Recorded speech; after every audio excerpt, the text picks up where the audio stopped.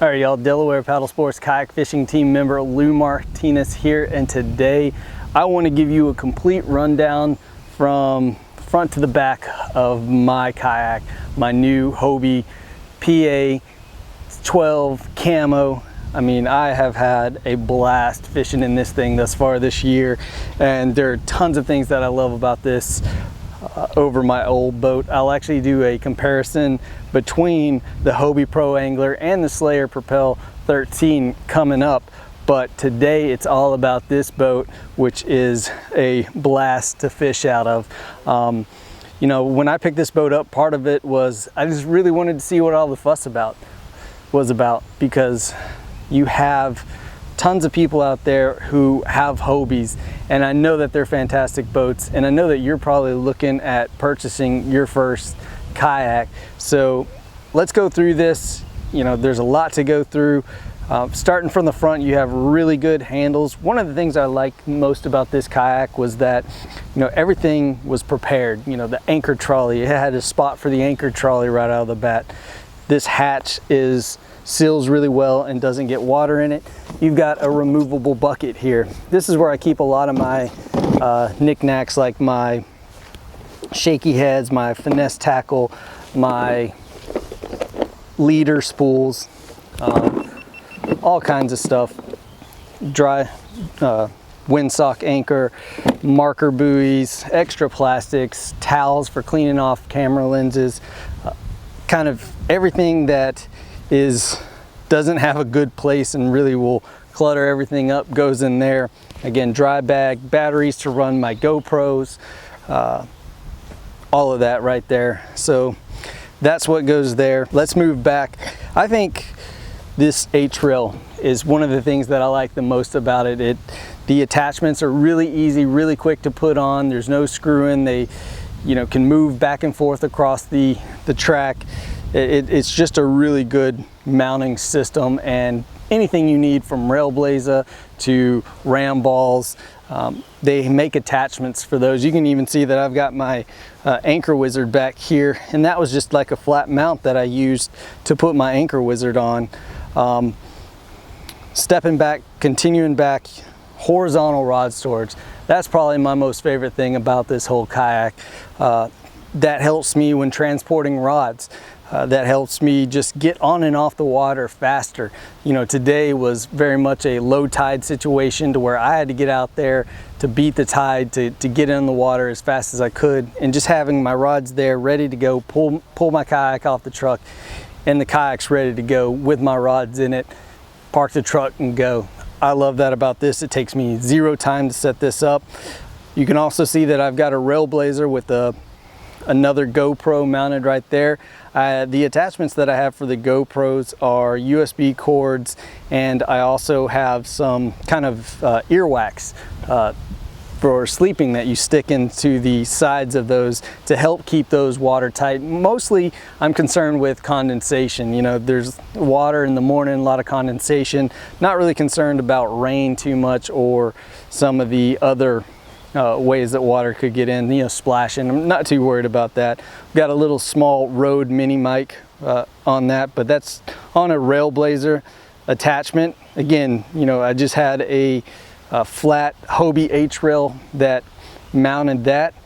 Continuing to step back, the Mirage Drive. I've been thoroughly impressed with the Mirage Drive and how quiet it is and how versatile it is in many ways. It's really versatile from the standpoint of I can go through grass, I can go through lily pads, and I'm not constantly having to pull my prop drive up and clean it off. You know, this thing just stays dry, and it can take a beating. I've hit stumps and everything with it. It can actually take a good beating. It adjusts forward and back so that if you have longer legs, you can adjust for that. The tackle storage in the middle. The tackle storage in the middle gives me a really quick access point for my terminal tackle. That's exactly where I keep my terminal tackle. Got 2 boxes of terminal tackle in there. Continuing on back, my Lowrance Elite 9 Ti. That was something that I really wanted for me personal. Just, I wanted a big screen. I wanted to be able to get in there, dig into those electronics. And the beauty of the Hobie is that it's already pre-drilled for a lot of this stuff. So like the Hobie through holes already come on these kayaks, you know, already pre-drilled. Again, Hobie thinks of everything with these kayaks, and that's really what I loved about it from the get-go, is that it is already thought out. I mean, it's like a pro angler built this kayak for sure. Moving down, you've got tension control for your rudder. That's really good. You've got seat control to come back up and down. The seat is actually something that truly surprised me with this kayak. With this seat, you've got multiple parts that will adjust. You can adjust up and down. You can adjust the seating to get out of the wind. You can adjust lumbar support. You can adjust how forward and backwards the backrest is. It's really a dang good seat. It took me a second to get it dialed in.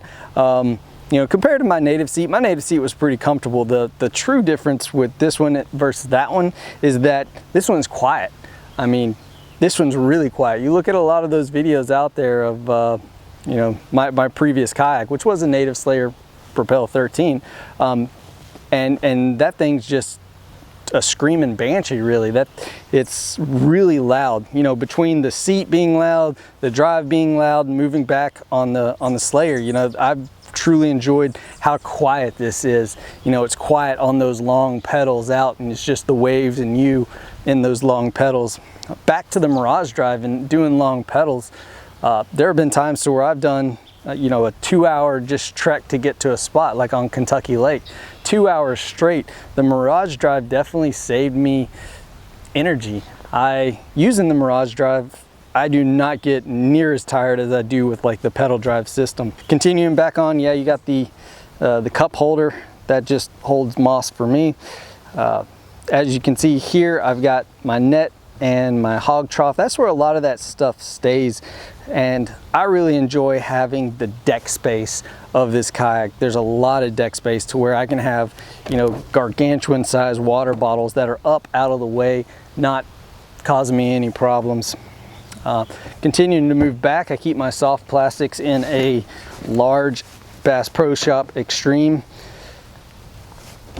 bag right behind my seat, easy to access. I use the side compartments on the Hobie to hold my spare cameras.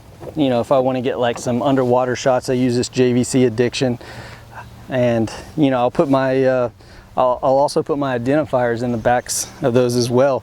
I've got the boondocks mounted, and you know, that's something that I need to address right away, because this boat comes perfect, and you do not have to drill anything on this kayak, which is fantastic. You just have to set it up. With the boondocks, it requires you to drill, and I will say that that could compromise your warranty. More than likely, if that boondocks plate that's underneath that bolts that down comes through, and they're known to do that.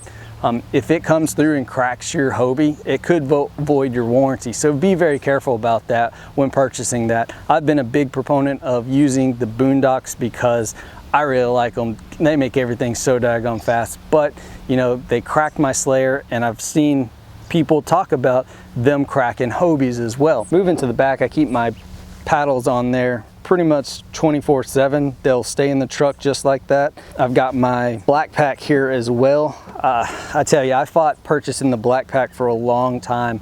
I thought it was a very overpriced product, and I probably still actually do think it is an overpriced product, but the fact of the matter is it's a great product, and it holds, for me, you know, I've got what, 8 rod accessories. I could even put more on there if I wanted. Matter of fact, I've held 12 rods at one time on this kayak, and the beauty was that there's so much room and so much space that I didn't feel like I was cluttered at all, or just overwhelmed with so much gear. Yet it felt really good.